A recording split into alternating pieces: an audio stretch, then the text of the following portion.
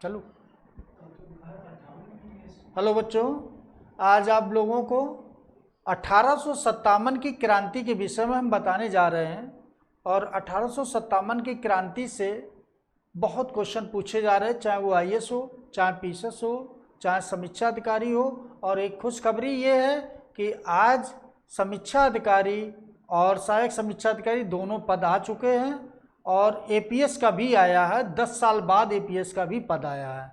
मैं जो बताने जा रहा हूँ 1857 की क्रांति, यहाँ से बिल्कुल सेम क्वेश्चन मिलेंगे। जैसे कि अक्सर पूछा जाता है कि 1857 की क्रांति कहाँ से प्रारंभ हुई और क्रांति जब हुई तो उस समय गवर्नर कौन था। तो अक्सर क्वेश्चन पूछा कि 1857 की जो क्रांति हुई उस समय गवर्नर कौन था। तो लॉर्ड कैनिंग था।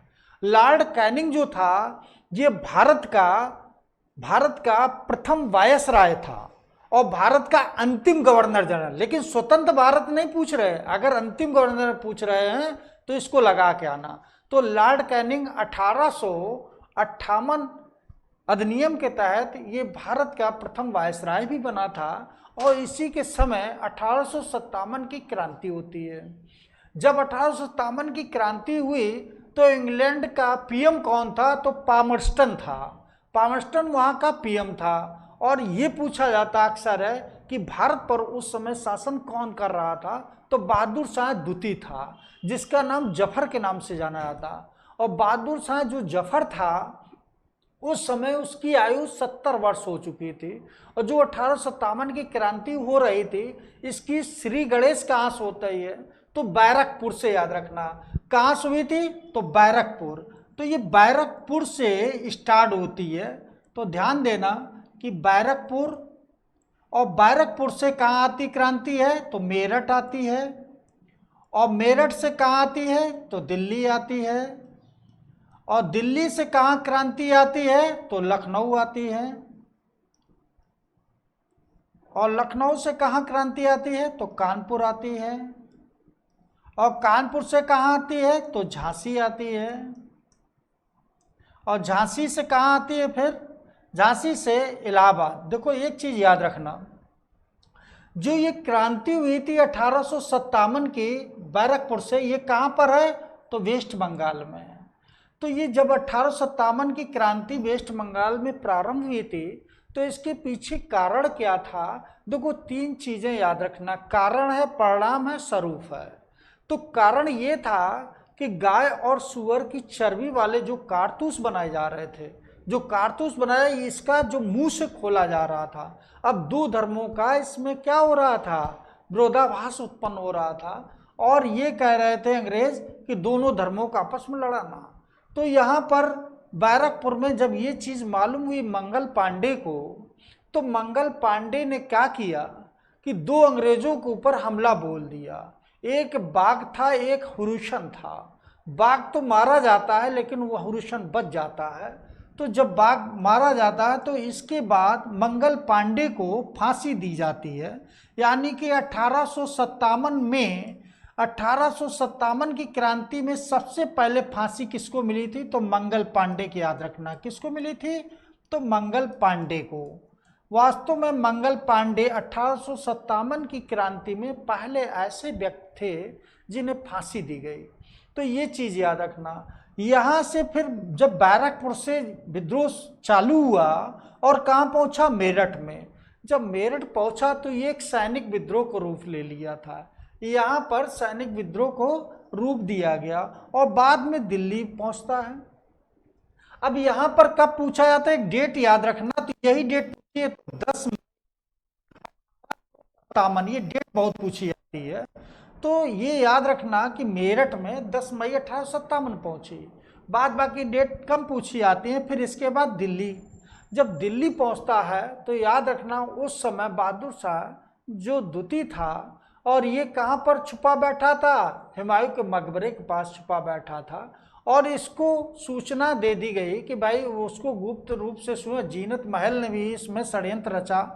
तो ये कहा जाता, उन्होंने भी ये बताया कि भाई बहादुर शाह कहाँ छिपा है।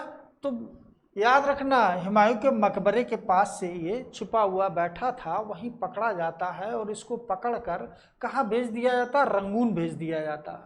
तो कहा जाता वहाँ रंगून जब जाता है तो वहीं उसकी मृत्यु होती है। 1862 में जब मृत्यु होती है, उसकी कब्र के पास लिखा हुआ है आज भी कि बहादुर इतना बदनसीब था जिससे अपने हिंदुस्तान में 2 गज जमीन भी नसीब नहीं हुई, जहां उसके पूर्वज सब कुछ कुर्बानी किए थे।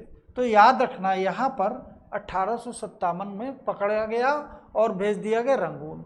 अब इसके बाद लखनऊ आती है। 1857 क्रांति कहाँ पहुँचती है, लखनऊ पहुँचती है। तो लखनऊ जब क्रांति पहुँची तो बेगम हजरत महल जो वाजिद अली शाह की पत्नी थी, एक बार PCS में क्वेश्चन आया कि महक परी की उपाधि किसको दी गई, तो याद रखना बेगम हजरत महल को दी गई। अब बेगम हजरत महल का एक अबोध बालक था विरजिस कादिर, उसको उन्होंने राज्याभिषेक करा दिया। पिछले बार क्वेश्चन PCS में पूछा गया है कि विरजिस कादिर का राज्याभिषेक कराकर बैठाल दिया, लेकिन वास्तव में सत्ता की बागडोर जो संभाली हुई थी उसकी माँ संभाली हुई थी, जो महक परी के नाम से जानी जाती थी। तो ये याद रखना। और एक चीज़ और कि 1857 की क्रांति जब असफल हुई है, बेगम हजरत महल तो कहाँ चली गई थी, तो नेपाल चली गई थी। भागकर कहाँ जाती, नेपाल चली जाती। इसके बाद लखनऊ, अब लखनऊ आता है तो नाना साहब, तो नाना साहब ये जो थे यहाँ पर नेतृत्व संभाले हुए थे, और इनका साथ किसने दिया था, तात्या टोपे ने।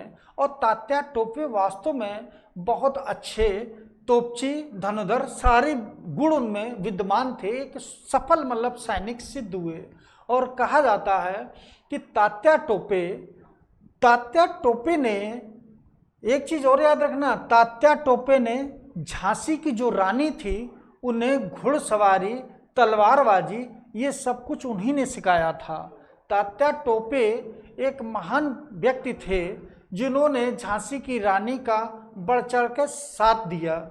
और कहा जाता है कि कानपुर में एक घटना हुई थी जिसका नाम है सती चौरा घटना, और ये इसमें भी वही जैसे ब्लैक होल एक ट्रेजेडी हुई थी, उसी टाइप की एक ये घटना यहाँ भी हुई थी कि एक जगह बंद थी और उस कमरे में बंद कर दिया, उसमें 2-3 लोग बचे जिन्होंने ये कहा कि इस घटना का प्रत्यक्षदर्शी एक व्यक्ति था। उसने ये कहा कि आज हम लोग जो लोग कुछ बचे हैं तो नाना साहब के वजह से बचे हैं, लेकिन अंग्रेजों ने ब्लेम पूरा नाना साहब के ऊपर थोपा। लेकिन जो व्यक्ति बच के आया उसने कहा नहीं, इनका कोई दोष नहीं, अगर हम लोग बच कर आए हैं तो नाना साहब ने, तो यहाँ से खैर मुक्ति पा जाते हैं। नाना साहब ने बढ़ चढ़ कर इसका नेतृत्व किया और बाद में ये पराजित होते हैं तो ये भी नेपाल चले जाते हैं। फिर झांसी में जब नेतृत्व हुआ 1857 की क्रांति का, तो यहाँ झांसी की रानी नेतृत्व संभाल रही थी। कहा जाता है कि झांसी की रानी ने इस तरीके से भूमिका बनाई, अगर उस समय एक व्यक्ति अगर इनका साथ देता तो हम लोग 1947 में आज़ादी नहीं पाते, हम लोग 1857 में क्रांति की आज़ादी पा लेते। क्योंकि अंग्रेज ने ये कहा था, लॉर्ड कैनिंग खुद कहता था कि काश अगर सिंधिया अगर इसमें शामिल हो गए तो हमें लोगों को रातों रात बोरी बिस्तरा बांध के भागना पड़ेगा। लेकिन अंग्रेज तो छल कपट, फूट डालो राज करो की नीति अपनाते थे।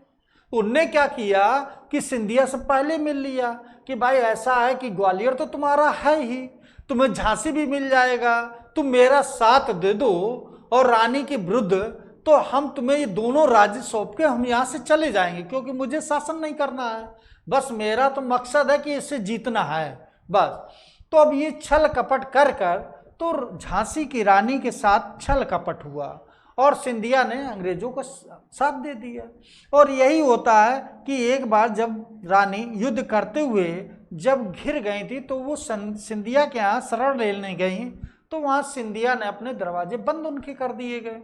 तब ये लड़ते हुए फिर भागी हैं और किले पर जब जिस समय घोड़ा उनका कूदता है तो किले के बाहर वो रानी गिरती हैं, उस समय जनरल हुरोज ने उनको चारों तरफ से घेर लिया था और घेरने के बाद फिर भी रानी खूब लड़ी और बहुत अंग्रेजों को मार गिराया। तब अंग्रेज जब ये पहुंचा अपनी एक सेना की टुकड़ी और लेकर, एक अंग्रेज पहुंचा, तो उस समय जनरल हुरोज ने चारों तरफ से घेर कर और रानी को उस समय लड़ते हुए शहीद हुई। तो कहा जाता ऐसी कौन वीरांगना थी जो युद्ध करते हुए 1857 की क्रांति में रणभूमि में शहीद हुई? तो यही झांसी की रानी सुमित्रा कुमारी चौहान ने एक अपना गीत लिखा है कि खूब लड़ी मर्दानी थी, वो तो झांसी वाली रानी थी। वास्तव में अंग्रेज जो जनरल हुरोज था, इसने भलो मार दिया हो उनको, लेकिन इसके बाद इसने खुद उनको सलूट मारा और ये कहा था कि 1857 की क्रांति में एक ऐसी वीरांगनी महिला मर्द, उसे महिला मर्द की श्रेणी दी गई जिसने मेरे छक्के छुड़ा दिए। ये जितने मर्द थे उनमें महिला मर्द अगर दिया जाए नारा तो यही थी। वास्तव में झांसी की रानी की जितनी तारीफ की जाए कम है। ऐसी वीरांगना हमारे देश की झांसी की रानी, जिन्होंने 1857 में आज़ादी मुझे मिल जाती, लेकिन सिर्फ एक व्यक्ति के पीछे हम लोग 1947 में आज़ाद हुए। अगर काश उस समय सिंधिया भी साथ दे देते तो यहाँ से हो सकता अंग्रेज बच के भी ना जाते।